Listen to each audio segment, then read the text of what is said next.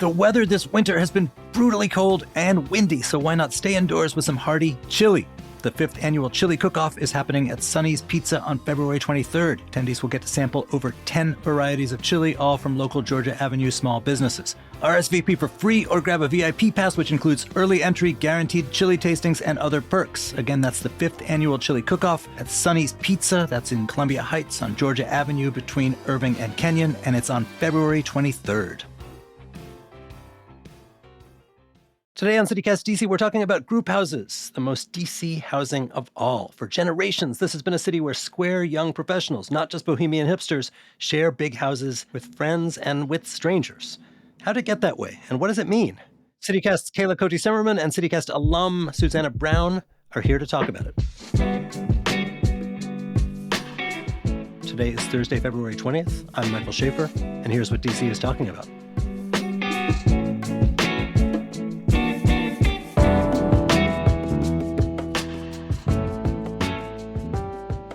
How's it going, Susannah?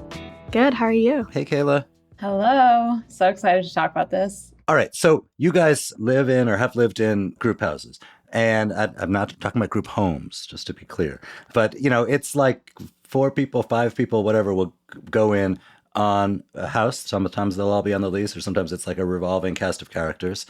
And it's always been thus because there's not that many apartments in DC, or there weren't that many apartments in DC. So what about your experiences? Where did you live? How'd they go? So I currently live in a house with 5 people. I'm one of 5 in Columbia Heights. And I have lived in this house the whole time I lived in DC, which is almost a year at this point. I love my group house. It's wonderful. I got really lucky with my roommates. I met them all on Facebook, so, could have gone really poorly, but it happens to be great. We're ages 22 to 26, so honestly, it seems like sort of on the younger side of group houses in DC. My main struggles with finding a group house was in the interview process is incredibly intense to get into. Wait, so they interviewed you? Oh, yeah. And I had many interviews, like 40-question long Zoom interviews. Felt the same sort of stress I felt for job interviews. What kind of things did they ask you? Well, all sorts of things. And let me just say, I was 21 when I moved to DC because I'm young for my grade. It is really hard to convince people that they should let you live in your group house when you're 21 years old.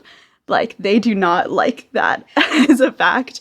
So saying I'm 21 and I'm coming to DC for an internship, you better prove yourself as being emotionally mature if you want a spot in these houses. But they ask all sorts of questions, and you're also sort of sussing out their vibe to figure out if you can live well with them. I've been on the flip side of that where I had to find some people for this group house that I was in. And I remember putting the post on Craigslist and having some open houses, and quite literally 40 people showed up at each of the open houses. And it was kind of just okay, well, half of you are allergic to cats, so not you.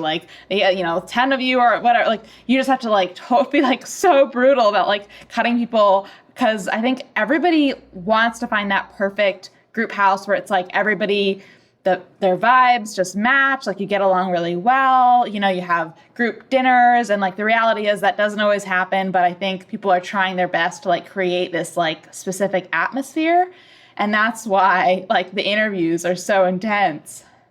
Well, it's an interesting thing too about there's this time in your life, which you guys are both talking about, is your 20s, you're kind of launching yourself out into the world. But for a lot of people, they live in this kind of real-time, human interaction experiment, that if you lived in a city where apartment dwelling was more universal, you wouldn't get to see what's the proper way someone should react when someone else drinks all of their soy milk or whatever minor roommate offense has been done. Absolutely. And I think also you have people living in conditions that are almost unacceptable. I mean, group houses of 9 or 10 people. I knew people that lived in not even real rooms, makeshift rooms that were just made with curtains in the living room. Or I had a friend that lived on the porch of a group house and kind of just insulated it and just lived in the porch, and everybody would just walk through his room all the time to get to the backyard. But it was only, $600 a month. So it depends on how important that is to you. Yeah, I saw some creative room making in the interview process of, here's a room for you. Oh, it's actually just a section of a living room. but we'll make it work. That was a big thing. So generous. Any other weird interview incidents on either side? I got asked during an interview, what is everything on your bedside table right now? Like, they Wow, were like, that is so specific. What did you say? I mean, I told it I didn't have anything weird on my bedside table. I just, a water bottle, a book, my So phone. funny. I would have said nothing because I keep the place so neat. So spotless. It's a good answer. If you were like on the other side of the interview, what questions would you craft? Like, you've had enough roommates now that you've maybe seen some that went wrong. What are some ways you could have ferreted out the wrongdoer? I think, one of the big ones obviously is like, what's your level of cleanliness? Like, what are you comfortable with? How often do you, clean up after yourself? Another big one that I would always ask is whether or not you're dating anybody or you have a partner, because then all of a sudden a group house of 4 can become a group house of 8, without even realizing it. When COVID was, really bad, like habits of being careful about masking and comfort levels with that. Yeah, I don't know. Susannah, what about you? I think those are great questions. I also think today, with so many people working from home, asking about work from home life, just because I know in my house, a lot of us work from the living room. And if someone's going to be in there taking meetings all the time, just sort of figuring out dynamics of working from home and what that means for your internet speed and things like that. Yeah, absolutely. So, Mike, what was it like back in your day when you were in your 20s? Were people living in group houses back then? People in DC have always done that. I think that's the like. I mean, it's a function of the housing stock, I guess. So it's not that exciting a reason. But after college, like my friend and I, we split a 2-bedroom apartment. We paid $325 each for that. And we felt like I'm so jealous. The big time spenders, because all our friends lived in group houses where they paid like $200 each. It's amazing. But my wife and I met because we were like the significant others to people who shared a group house. The other couples didn't last, and the group house didn't last. But wow, we met. The legacy.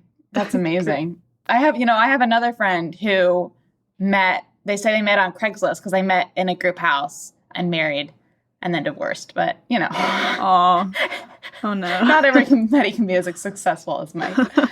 So it's also like, I mean, we've all read these stories or seen these stories about like the members of Congress who share, at least during the week when they're not back in their districts, who share group houses, and who's the slob and who's the one whose name is actually on the lease and so on.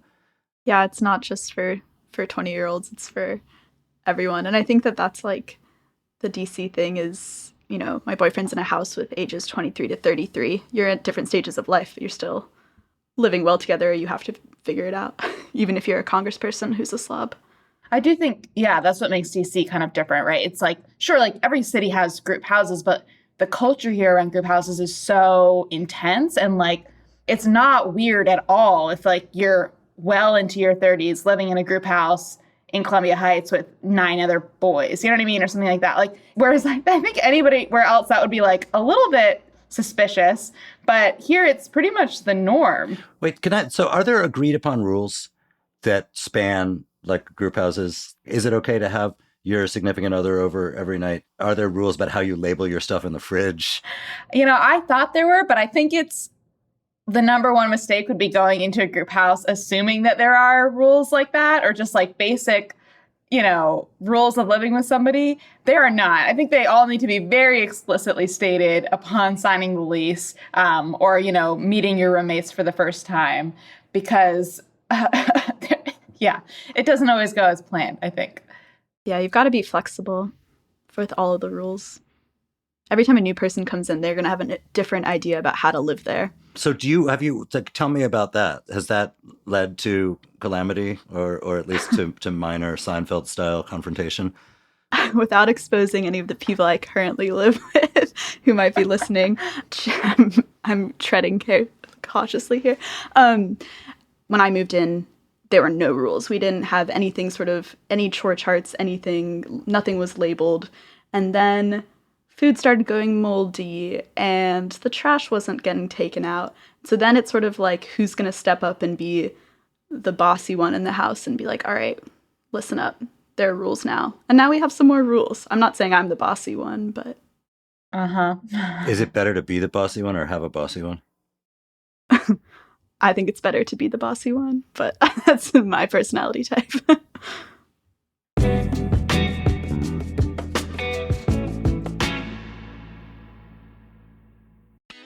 Okay, so have you ever wished that you could witness a Mario Kart race in real life? Hear me out. You're in an underground parking garage full of cyclists in ridiculous costumes, speeding around tight corners and racing toward the finish line. There's even a pop-up bar and food from DC's best local vendors. The best part? It's free to watch. Yes, this dream can be a reality. It's all happening at the Garage Racing National Championships, returning to National Landing on Saturday, February 22nd. What started as a quirky garage race in 2012 has since grown into a national competition, drawing riders and spectators from across the country. And bikers can still register or just come for the experience, because honestly, where else are you going to see something like this? The Garage Racing National Championships are going down from 11 a.m. to 7 p.m. on Saturday, February 22nd. It's easily accessible from the Crystal City Metro stop in Arlington's National Landing. Again, it is free for spectators, but RSVPs are encouraged at nationallanding.org/racing. And I'll see you underground. What sort of promises have you made to yourself this year? Maybe get in better shape or eat healthier, save more money, travel somewhere new. What about discovering a new culture by learning a new language? With Babbel, you can do that in just a few weeks. I'm CityCast CEO David Plotz, and I'm having such a good time learning Spanish on Babbel this year. I'm taking a trip to Mexico City in the spring, and Babbel is giving me the Spanish foundation that's going to make my trip so much better. Babbel's quick 10-minute lessons, handcrafted by more than 200 language experts, get you to begin speaking your new language in 3 weeks, or at whatever pace you choose. And because conversing is the key to really understanding each other in a new language, Babbel is designed using practical, real-world conversations. And one way they do that is with their own podcasts. I'm a podcast listener. I'm guessing since you're listening to this podcast, you are too. And I have been getting ready for my Mexico City trip by listening to Babbel's conversational podcasts. There's a short conversation you listen to, then an instructor talks you through what happened, and then you listen again, and then you catch everything when you listen that second time. There's also a great read-along transcript, too, which I love. The one I did today was with Maria and Carmela trying to make dinner plans, but Carmela is so busy. She's way too busy with work and yoga, but finally they agreed on brunch on Saturday. Studies from Yale, Michigan State, and other universities continue to prove that Babbel works. One study found that using Babbel for 15 hours is equivalent to a full semester at college. So let's get more of you talking in a new language. Babbel is gifting CityCast listeners 60% off subscriptions at babbel.com/CityCast. Get up to 60% off at babbel.com/CityCast. Spelled BABBEL.com/CityCast. Babbel.com/CityCast. Rules and restrictions may apply.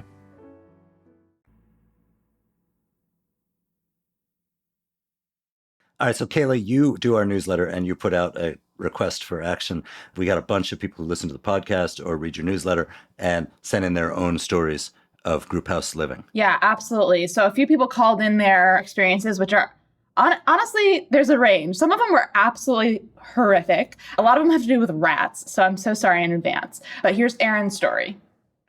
Hi, this is Erin giving you a call back about my group home horror story. I live in a group home with 4 other girls in Adams Morgan, and this happened last summer. We were all watching TV in the living room, and we heard that distinct scurrying sound. As we looked over, there was some dust falling from a corner of our ceiling, and before we knew it, a rat had fallen through the ceiling, made a hole in the ceiling, fell from the ceiling into our living room, bounced off of our couch, squealing and screaming, was running around our living room. We all jumped up and screamed and ran around and tried to chase it out of the house. We eventually got it out the front door. And for a couple of days after that, we had to live with a rat-sized hole in our ceiling. And then on the other side of the spectrum, you can always find really good friends. I mean, God, yeah, Mike, met his wife in basically in a group house. There's all sorts of great stories of, people meeting their best friends for life in a group house. And that's sort of similar to what happened to one of our readers, Kim. So here's her story. Hi, this is Kim, and I have a good roommate story, which I think might be kind of rare. I like to joke that I met all my friends through Craigslist, but that's only partially true. In 2010, I answered a Craigslist ad for roommates, because that's what you did back then. And it was to fill a 4-bedroom, 3-bath, beautiful group house near Mount Vernon Triangle.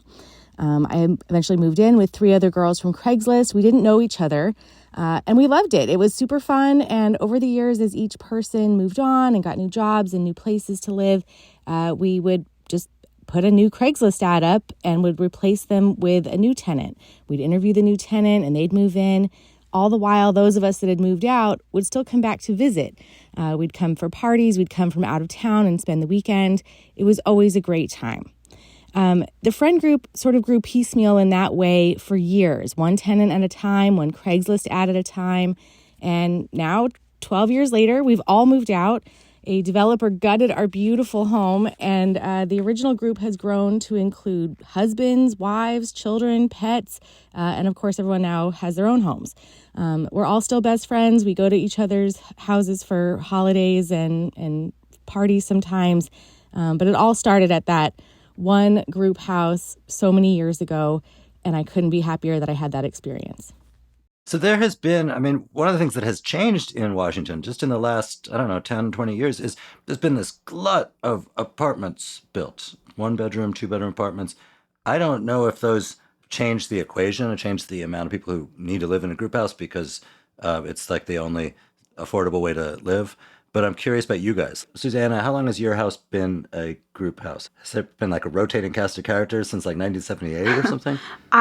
For my house, I know the people who I know starting living there was about 3 years ago, but I can speak to my boyfriend's house is a group house in Adams Morgan, and he did some research into it to figure out things about it. And a doctor used to practice out of there in 1920, but then it's been a group house for like really long time, for decades. But I think my house was only started being a group house more recently. It'd be awesome if they had a reunion. That'd be so cool. I love that idea. Susannah, how long do you imagine staying in your situation? If you like close your eyes and envision like a successful life where you get like a big fat raise and stuff like that, would you stay? What are the pros and cons? I really love being in a group house. As someone new to a city, and I'm a year in and still feel like I'm learning things about living here. It's been an amazing way to meet people, make friends. You get connected to your roommates' friends. There's just more people around you throughout the day, especially as someone who works from home a lot. I feel that it's a lot less isolating being in a house with a lot of people. It's been a really, really positive part of my DC experience, and I'm not planning on changing it anytime soon. So, but you moved here, you didn't necessarily know anybody. You find these people via social media, and then they wind up becoming your world, your social world, or introducing you to the people who have meant a lot to you and so on.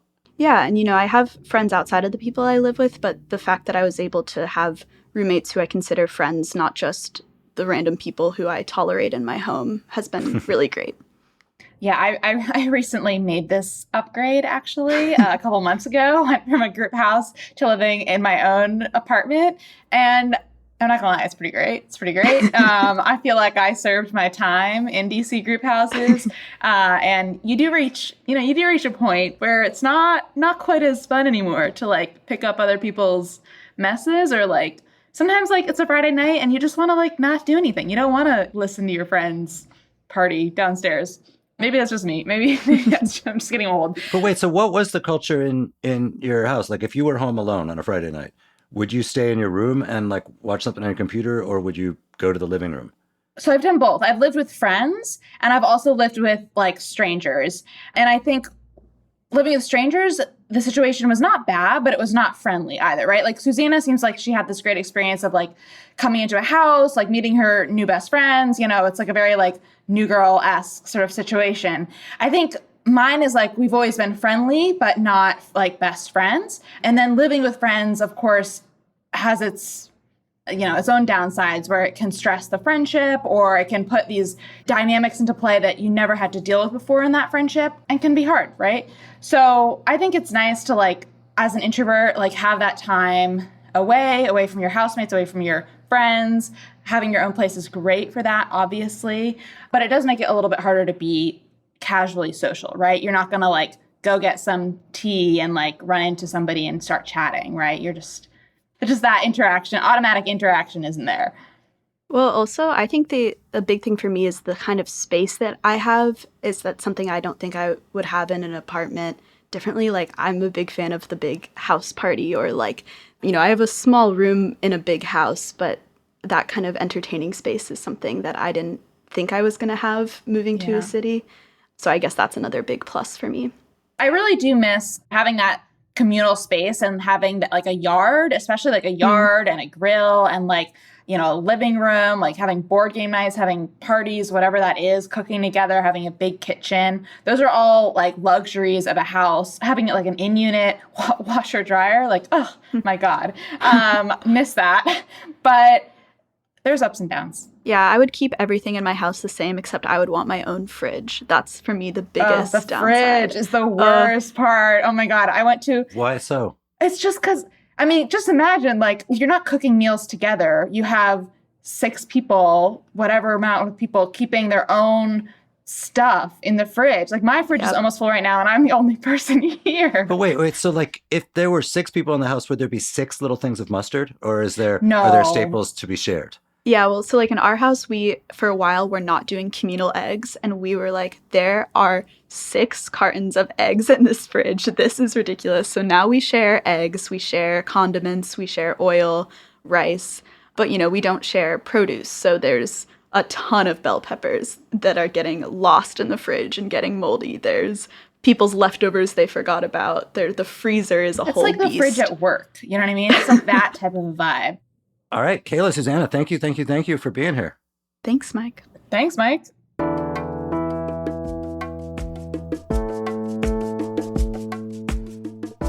And that is all for today here on CityCast DC. If you enjoyed the show, why not tell a friend, rate the show, leave us a review, and subscribe to our morning newsletter. We'll be back tomorrow morning with more news from around the city. Bye.